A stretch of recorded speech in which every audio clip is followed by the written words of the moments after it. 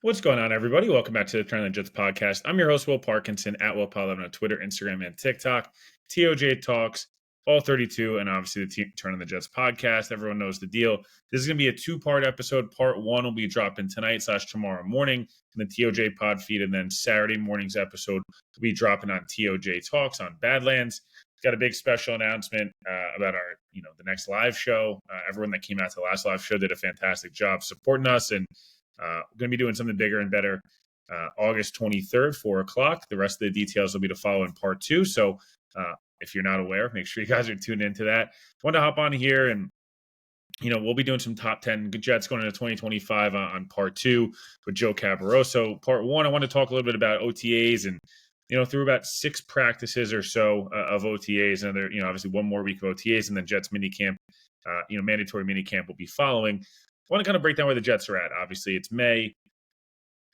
You don't want to make too much or too little of anything, but, the Jets are, your 6 practices in, full off season, so far, and getting that kind of close to that time before the Jets are going to obviously break for summer, be off about 6 weeks or so, or, 5 or 6 weeks. And then, guys will kind of go back to home, hang out with family and friends and, and work out and grind and get themselves ready, obviously, for training camp coming up in late July. Schedule's out, draft, all that stuff is done.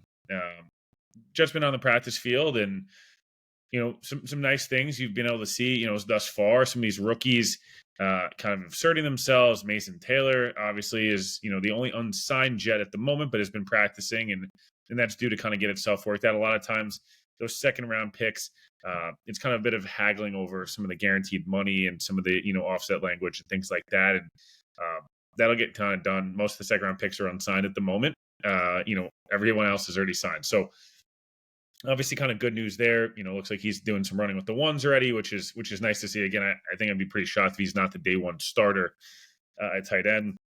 By all accounts, Justin Fields has done some nice things, early on here, in OTAs and throughout the offseason.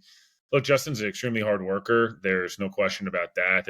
He's a kid or guy at this point who, well liked, respected in the whole 9 yards. I think this kind of regime and this era of Justin Fields' career is going to be about kind of, hey, how much has the processing improved? How much is the holding the ball too long and taking some unnecessary sacks and things like that? And where's the confidence at? Frankly, I think Justin's got all the talent in the world. In terms of arm strength and arm ability, and as good of a runner as there is at the position in the league. And again, high character guy, like it's all out there in front of him. He's improved every year. We've talked a ton about that. And from all accounts, has had a nice start to OTAs, made some plays with his legs, made some plays with his arm. Again, it's when it comes to the type of stuff, like he's not a rookie, so I'm not taking too much stock in OTA stats and things of that nature. I just think it's nice to see Fields there commanding the huddle, and you hope that he's kind of getting the playbook down, getting kind of the vibe of what Tanner Engstrand wants to do offensively, and kind of going from there. Again, OTAs really right now for some of those young guys. Arryn Smith had a nice start. I think we're getting a little out of control here with the hype around Arryn Smith. He's a 4th round pick, a guy who I think in an ideal world is probably a gadget player, number 4 receiver who can stretch the field, and you hope on specials he makes an impact in year 1, and even throughout the contract, like that would be a successful pick in my opinion. Anything more than that would be awesome. I'm not sure I'm ready to go to the Deshaun Jackson, Tyreek Hill level with Arryn Smith just yet. I think him being a rosterable player for the next 4 years and being able to be an effective player on the field when asked upon would be nice. And again, I think his speed can add a dynamism to this offense that the Jets frankly don't really have right now. Garrett's I think he does his best work in that 10 to 20 yard middle of the field range where he's able to, run some really nice routes, get himself open and make a big play at times. We saw that, in plays like against the Bears and Dallas, and other times we're running a dig or running a slant and taking it to the house. You got bigger receivers in the Lazard, Reynolds, Tyler Johnsons of the world that kind of want to operate in that 5 to 15 yard range, for majority of their impact plays. Then you got some glorified more slot guys in the Corleys and Gibsons and those guys, the world. Brandon Smith has had a nice start to OTAs as well, but there's that kind of niche of the speed guy, and right, and Arryn Smith having a nice start to OTAs. Again, I don't think the questions with him outside, obviously it's, hands and things like that, but a lot of the questions with Arryn Smith are around physicality and really slight frame. And can he hold up throughout an NFL season? Can he hold up through physical contact and things of that nature? We're not going to learn those things, anytime soon. Even maybe during camp, you're not going to learn enough of it. So I would just pause the hype a little bit. I think the expectations for him again should be: can he be a quality number 4 receiver that can stretch the field? Can he be Marquez Valdez-Scantling and as a high end player? Like I think that's that'd be a fine draft pick at that spot. Anything more than that, I think you're asking quite a bit of him. I think there's the Joe Tippmann, Josh Myers situation. I think this is more of just the coaching staff having a quality backup, a guy who, and Myers is probably a top 32 center in the league. Joe Tippmann is much better than a top 32 center. Do I think Myers could be a bit better than that in a pinch? Come in and start and, hey, AVT's out for 2 weeks. Let's kick Tippmann over. Or, Myers is going to step in. Who knows? Sure, like those things could happen. I think this is just a competition, but it's not. It's more of like, hey, Joe, let's push you a little bit and let's see what Josh has got. He's a veteran as well. He knows Justin and these different things. I think thinking it's anything more than that would be a bit foolish at this point. Now, maybe it is a real competition, and we'll see during camp. I would just be quite surprised if Joe Tippmann's not the day one starter at center after having a solid year a year ago. I'm not saying he's an elite center, but I think there's a lot more potential there under an offensive line coach that's not Keith Carter, and in a better scheme for him. So, there's kind of that. On the defensive side of the ball, I think, everything I've heard about Azareye'h Thomas on and off the field has been spectacular so far. I've heard from people in the Jets building, people on the field with him. He's looked really good so far, through 2 weeks. And, again, I would not be shocked if he's starting games at some point this year. And he's just a good player. Everyone's talked about the physicality, the strength, the build and things of that nature. Some other kind of, I guess, news and notes.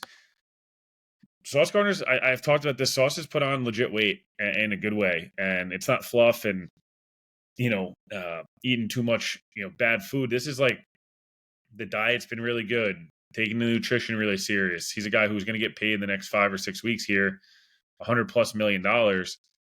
He's a 2-time All-Pro and he deserves it. But I think it's nice to know, like, I'm not going to rest on my laurels. I want to be one of the top 2 or 3 corners in the league. And he's put in the work this offseason. I know, everyone gives him the bullshit hard time about golf. Newsflash, everyone plays golf in the NFL, like against across all sports. But in the NFL, it's the offseason. These guys, outside of just being in the facility 14 hours a day, I can think of a lot worse things Sauce could be doing. He could be on a boat, with, caught with street drugs, as opposed, like a Stephon Diggs situation. Instead, he plays golf. Like, I don't really understand the issue there. That aside, Sauce is legit over 200 pounds and looks like a guy who's going to have a big year in 2025. Will McDonald, obviously, Aaron Glenn talked about last week, about 250 pounds or so at the moment. Will was playing like low 230s last year, or maybe even 230 at most. Was a 10-sack guy on a bad team. Can he be a 12 or 13 sack a year guy? Now that he's put on some weight, can he be a guy who's playing 70, 80% of the snaps? I think that's all very feasible and plausible, going into 25. So looks like Q's put on a little bit of weight in a good way. Again, these guys have kind of bulked up, try to get a bit bigger. This defense, has added some speed and added strength, but I think being a tougher against the run, being a lot of guys that can be 3-down players would be crucial there. Again, Garrett Wilson talking about wanting to be a Jet for life. Anyone who's listened to this podcast for the last 3 months knows that Garrett's getting extended. It's a matter of when, not if. And, I want to be a Jet for life. I think, Garrett didn't have to say that. There was no need to say it. I think he had all the leverage in a lot of ways, and I think it's a good sign, from a Jets perspective, obviously having already had some, preliminary conversations with Sauce and Garrett, and different things kind of going on behind the scenes. There's nothing that's wavered in those things getting done. Again, I've mentioned this. I think you wait on guys like Simpson another year. I don't know how much more his value is really going to rise. And for AVT and other players, and in Jermaine, obviously, like, it's just a matter of seeing them healthy. Jermaine, the guy who, is up in the 260s right now. Like, that'd be awesome if he can play at that weight and keep some of the athleticism, flexibility, but be such a stout run defender as well. Like, that's a huge plus for the Jets. Brian Cowart's a guy who stood out during OTAs thus far through 6 practices. He's a guy who looks to be, if the season started today, would be starting next to Quinton Williams. So, kind of just overall there, I think, roughly some of the other takeaways. And again, we're going to cover, top 10 Jets going into 2025. In part 2 here, this is kind of a quick 10, 12 minutes on kind of what's going on at OTAs, things like that. I think one thing that stood out, and Justin Fields talked about this a bit today, that practice on Wednesday, not great. Energy levels weren't the way that they should have been, and different things like that. And I think the first reaction is like, oh my God, how could that be? My reaction was, Aaron Glenn ripped the shit out of the team after practice and was like, that's not acceptable. That's not going to fly here. And Justin Fields talked about it, asked some people. That very much occurred yesterday. That was not just a quarterback kind of, trying to prop up his coach. Like, that was real. And these guys respect this coaching staff. And again, it's early, but Glenn certainly got the buy-in from players. And, we're coming out of a Jets era where a lot of patting on the back about how great a week of practice it was and X, Y, and Z and all these different things. It just felt like a lot of fluff and kind of BS-ish, overall. And I think if you're a Jets fan, hearing that in a May OTA non-mandatory practice, Aaron Glenn is motherfucking guys because the energy level's not where it needs to be is a welcome change.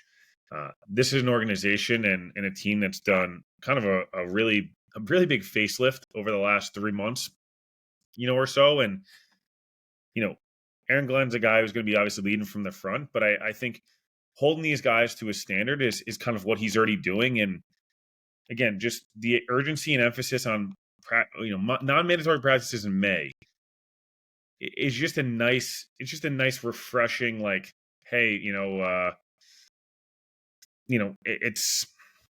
it's not, we're not going to like kind of just coast and ride into summer break. And, there's no real plan here. We're just running around and we're in full pads just to be in full pads. Like, that shit's not flying, anymore. And again, I'm not saying this team's going to be awesome, but I think they're going to be really well coached. I think they're going to be a team that's competitive every week.